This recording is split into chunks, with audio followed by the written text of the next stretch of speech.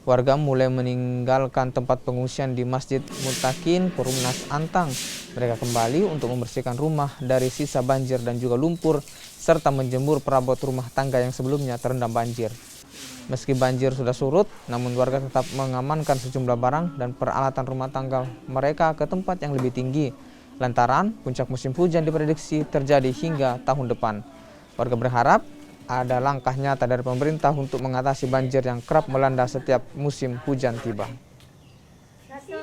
Sebenarnya sih dari tiap tahun mau tidak mau kalau airnya surut turun ya mau dibersihkan karena keluarga mau kembali ke rumah untuk istirahat. Karena kalau untuk di pengungsian kan apalagi kalau ada anak kecil, balita, bayi kan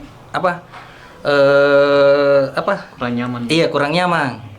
Makanya saya semalam dari jam 10 sampai jam 3 dini hari membersihkan untuk bawa kembali ke keluarga untuk tidur dulu, istirahat di sini. Kalau untuk masalah makan sih ya ala kadarnya dulu.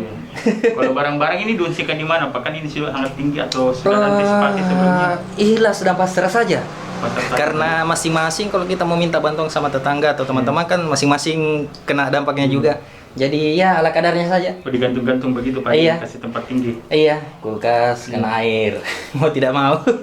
Pak ini